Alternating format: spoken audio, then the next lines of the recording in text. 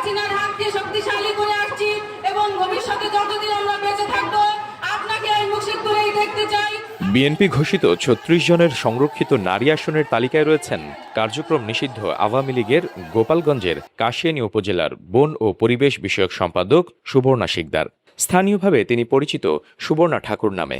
সুন্দরভাবে সুষ্ঠু পরিবেশে সকাল সকাল যে নৌকা মার্কায় ভর্তি দিয়ে জয়যুক্ত করে আমরা যাতে আমাদের উপযুক্ত প্রার্থীকে নিয়ে সংসদে যেতে পারি। জানা যায়, আওয়ামী লীগ শাসনামলে সংরক্ষিত আসনে এমপি হতে মনোনয়নপত্র সংগ্রহ করেছিলেন তিনি। ঘনিষ্ঠতা ছিল দলটির শীর্ষ পর্যায়ের নেতাদের সঙ্গে। তবে তার দাবি, উপজেলা আওয়ামী লীগের কমিটিতে অনুমতি না নিয়েই তার নাম দেওয়া হয়েছিল। দলটির সঙ্গে তার কোনো সম্পর্ক নেই। আমার স্বইচ্ছায় ছিল না, আমার অজান্তে ছিল। কোন কমিটিটা আমি তাও জানি না। আমি কখনোই কোনো মিছিল মিটিং কখনোই সক্রিয় ছিলাম না, এমন কোনো প্রমাণ নেই। দলের ত্যাগী নেতৃত্বের বদলে সুবর্ণা ঠাকুরের নাম আসায় বিস্ময় জানান গোপালগঞ্জের কাশিয়ানী উপজেলা বিএনপির সভাপতি।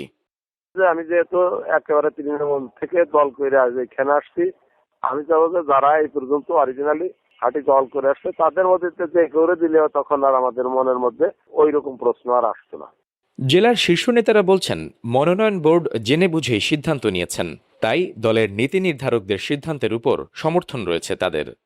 এখানে কোনো বাধ্যবাধকতা নাই যে গতকাল আমি এই দলে ছিলাম বিধায় আজকে আমি ভিন্ন দলে যেতে পারবো না। এই বড় দলে অনেক মত পথের ব্যক্তি আমাদের সাথে সম্পৃক্ত হতে পারে এবং আমাদের হাইকমান্ড যদি তাদেরকে গ্রহণ করে তো করতেও পারে। এটা কোনো বাধ্যবাধকতা নেই, কোনো বাধা নেই। সুবর্ণা ঠাকুর ওরাকান্দি হরিচাঁদ ঠাকুর পরিবারের বংশধর ও মতুয়া সম্প্রদায়ের সদস্য। তিনি পেশায় একজন শিক্ষক।